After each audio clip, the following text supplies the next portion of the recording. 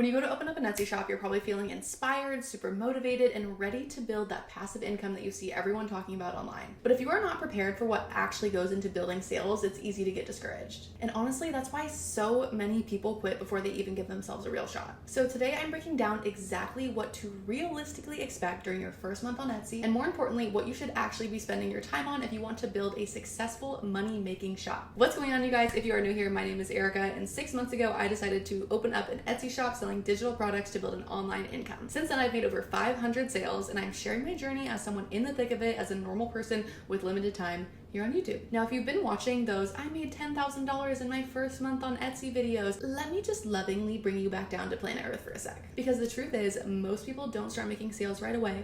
Most people don't blow up overnight, but most people do expect to get rich quick, see an immediate return, and then end up quitting before they even have a chance to start building any momentum. But we're not doing that here. We're here for the slow burn, the sustainable, the build a real business type energy. We are putting the hustle back inside hustle. So buckle up, because I'm about to give you the full game plan, what to expect, where to focus your energy, and how to actually set yourself up for long-term success. We'll cover it all: what to expect in terms of sales, how many listings you should plan on creating, your mockups, ads, reviews, customer service, the whole shebang. Plus, I'll walk you through an exact game plan of what to do step by step during your first month on Etsy so you can set yourself up for success and be on your way to making daily sales. A quick disclaimer: this is a no BS video. I'm not trying to simply motivate you or make it seem easy or glamorous so that I can sell you a course. I'm showing you how to really truly build a successful shop so you can make money online and stop jumping from one side hustle to the next. So if you're up for that, let's get into it. Before we dive into the details, we gotta talk mindset, because that's the part most people skip, and honestly, it's why most people quit. Here's where I see people go wrong. They treat selling digital products on Etsy like a quick and easy side hustle where they can whip up a few Canva templates, post them online,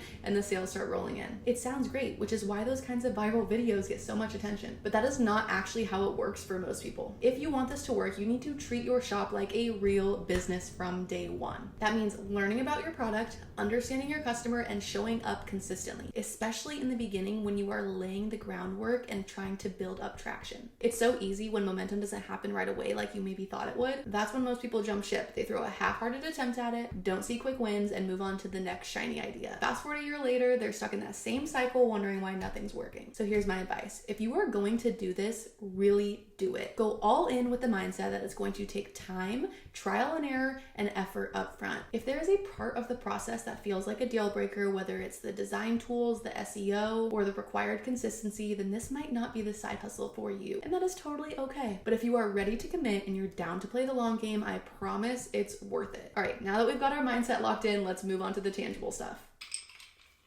First, let's talk sales. This is the part that everyone wants to know. How quickly can you expect to start seeing sales roll in? Can you make sales in your first month?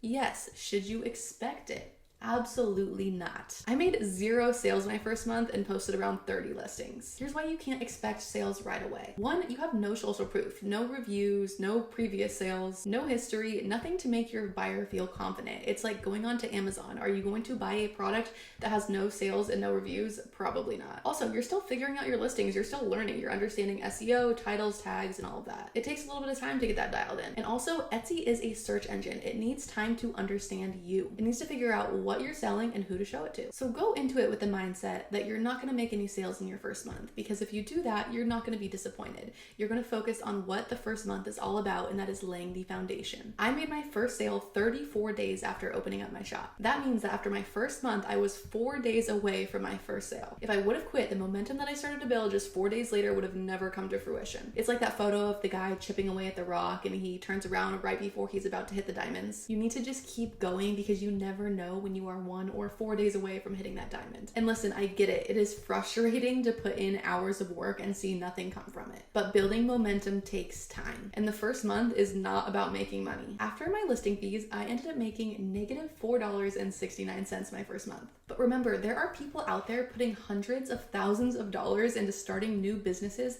that take years to become profitable. So don't go quitting after losing a couple bucks, okay? Building passive income is a long-term game. I like to think of it like a teeter-totter. In the beginning, you're putting in a lot of work for not very much reward. And as time goes on, it starts to teeter in the other direction, and you can put in less work and reap the rewards from the work you put in the beginning. All right, next we are going to talk about setting up your systems. This is one of those things that you will be so glad you set up in the beginning, because creating new products can quickly become chaos. Having systems in place means that when you do start pumping out the listings, you'll be efficient, organized, and you won't be a hot mess organizing hundreds of files at 11 p.m. at night, because I have been there. Here's what I mean by setting up your systems. First, we're going to talk about your listing or your mock-up photos. Your listing photos are your customer's first impression of you, and aside from your actual product or design, is the most important thing to have dialed in. Etsy allows you to have up to 10 photos per listing, and one of those photos is going to be your thumbnail, which shows up on the Etsy search page, which is essentially your only chance to get your customer to click on your product. For me, I find creating listing photos tedious and annoying. Honestly, I can design a brand new product quicker than I can make the mock-ups or listing photos for the product. But now I have all of my listing photo templates ready, so I can just plug my product designs into them, and it saves me so much time. I'm not saying to wait until you create all the different listing photo templates for all the product types you're gonna have before you start listing. You can still post a new product when you create that first listing photo template, because listing consistently is so important, which we'll get into that in a little bit. So when you're setting up your listing photo templates, think of it as you're presenting your customer a slideshow about why they should buy your product and exactly what they're getting from it. Here's what I would recommend to include in each of them. First is 3 to 5 photos of the actual product. The reason I say 3 to 5 is because when you create more designs of that same product type, you don't want to have just identical listing thumbnails throughout your shop. You want to be able to have a little bit of variation so that it looks realistic. Speaking of realistic, you also want those photos to look realistic. You don't just want to take a screenshot and slap it on a blank background. So show what your product would actually look like in person or in use, make it look realistic using shadows and things like that. Second is a size slide where you're showing the dimensions or sizes that your product comes in. This helps the customer understand exactly what they're getting and avoids any potential confusion. Third is a how it works slide. So this is especially important for a digital product. You want to include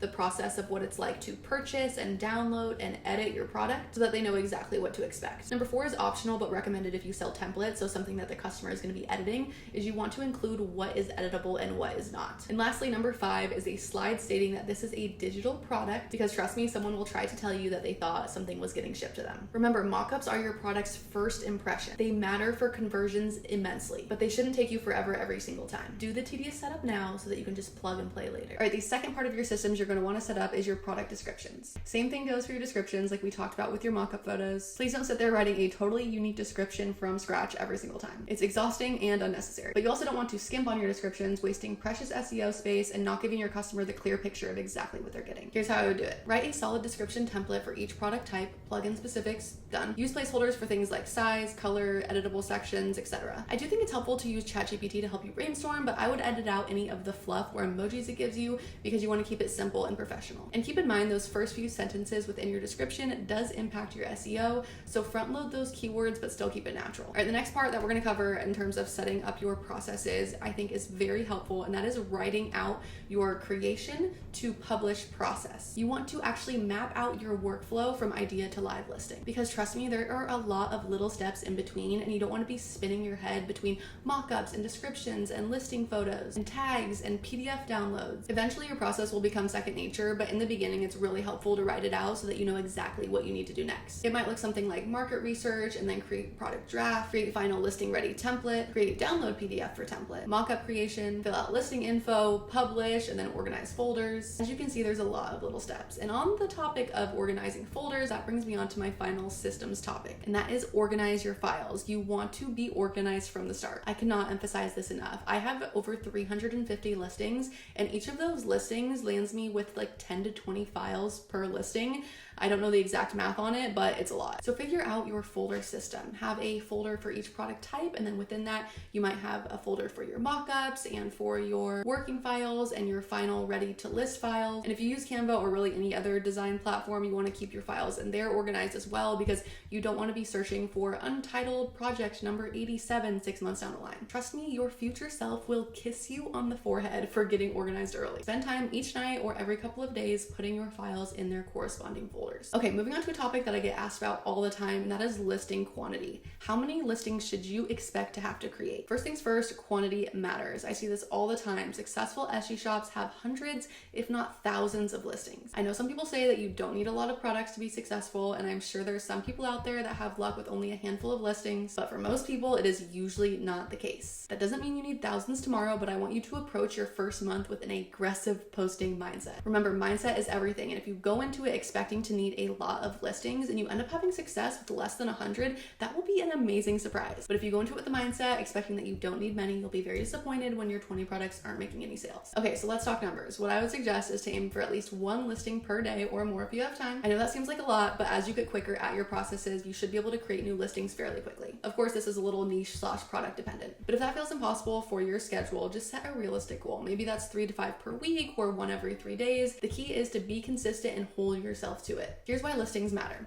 More listings is more opportunity to be found and searched. Think of it like a raffle. The more raffle tickets you enter, the more likely you are to be picked. Can you win with just 1 ticket? Sure. But if you really want to win, you're best off increasing your chances. Also, different product types help test what your audience actually wants. You might think your designs are great, and I'm sure that they are, but that doesn't mean that people are actually going to buy them. Play around with different variations of your product to see what starts picking up traction. I'm not saying to post products in completely different niches, but post different designs and product types within your niche. And remember, even experienced sellers have listings that flop. If you use a competitor research tool, you'll see that huge shops with hundreds of thousands of sales still have products with 0. Out of 100 listings, you might only have 5 to 10 that are consistent sellers. That is why you need volume. And don't get overwhelmed, it adds up. I'm almost 6 months in and have over 350 listings now. And I do this all during my toddler's nap time. Stack the days, it adds up, just start now. Time is going to pass anyways, just use the time that you have. All right, now let's talk Etsy ads. This one is a hot topic. New sellers always ask about Etsy ads, and my honest advice is to skip them in your first month. Here's why. You are still figuring out what sells. Like I said before, we cannot always reliably predict what people are going to buy, and a product that there isn't a demand for still isn't going to sell when you put ad money into it. Also, you don't want to be spending money pushing listings that might need improvement. As much as we all want things to be perfect right from the start, you're probably going to make mistakes. I definitely did. Give yourself time to find those mistakes so you can fix them before your product starts selling. Ads are a great way to scale what's already working, not to force success on untested products. Wait until you see what sells organically first and then boost those with ads. Your energy is better spent learning the platform and building organically at first. I am not anti-ads by any means, but I don't think you should run them in your first month. All right, next we're going to talk about reviews. Getting good reviews is a great way to grow your shop. Now, a question I always get is, should I ask my friends or family to buy and review my products? Here's my honest take. If they genuinely need the product and write an honest review,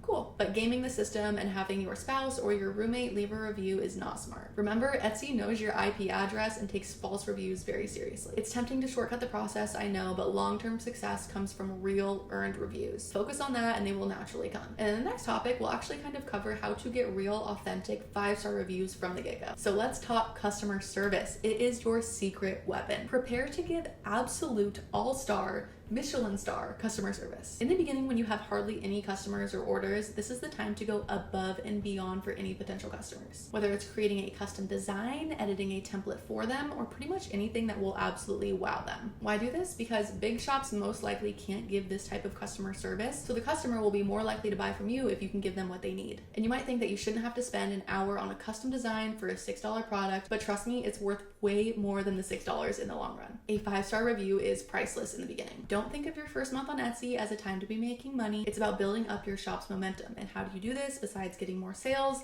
Reviews. And the more you go above and beyond for a customer, the more likely they are to leave a review. And oftentimes you can kindly ask for one, and they're happy to do it because you provided them exceptional customer service. Good reviews are currency for your shop. Nobody wants to buy from a shop with no reviews. The quicker you can build these up, the better. All right, let's wrap this all up with an actionable game plan. This is exactly what I would focus on if I was starting all over again. And we're gonna make this really quick and to the point. Step 1, read the Etsy seller handbook. Yes, the whole thing. Is it thrilling? Not really. There's no magic shortcuts in it, but there's also no magic shortcuts anywhere else. But it has everything you need to know, from listing photo sizes to SEO optimization, and there is no one better to get information from than the source itself. Step 2 is to complete your shop setup. Etsy loves a complete shop. This means add your about section, create a shop banner and logo, write a shop announcement, and fill out your shop policies. Don't skip this stuff. It helps your shop look legit to Etsy and the customer. Step 3 is to create your first product and listing photos. Start with one product type and focus on getting your mockups and your description templates ready. You don't need everything to be perfect to start, but set up your first system so you're not reinventing the wheel every time. Step 4 is set up your organizational system. This is your folders like we talked about before. Again, your future self will thank you. Step 5 is to set a realistic listing goal. If you can do one per day, amazing. If not, just be consistent. Set a minimum and do more when you can. Regardless, something is better than nothing. Do not get overwhelmed by how many listings you feel like you need. Do what you can and stack the days. Step 6 is skip the ads and focus on organic traffic Like, if you want, you can promote your shop on social media, but Etsy's audience generally is enough itself if you have good products and good SEO. Step 7 is deliver amazing customer service when you can. Respond quickly, offer custom designs, edit templates for people, anything you can do to hopefully get a 5-star review. And the last step is to just keep going. Within your first month, you're probably gonna get discouraged if you don't see any sales yet. It is normal to feel that way, but you have to be that person that decides that this is going to be the time that you're not going to quit and you are going to make it work. If you do this, I truly believe that it is inevitable that one day you can compete with the big shops. And that is the game plan, friends. Listen, I know your first month can feel a little overwhelming. There's so much to set up, so much to learn, and it'll feel like you're working your butt off for 0 results. But I promise if you stick with it and focus on the right things, you can be successful. Remember the long game, remember the teeter-totter. Passive income is built from hard upfront work. And hey, if you are in your first month right now, drop a comment, tell me how it's going. And if this video was helpful, feel free to subscribe if you want to follow along. I've got more behind the scenes and tutorials and Etsy shop updates coming your way, including my 6-month Etsy shop update. All right, I'll see you in the next one. Bye.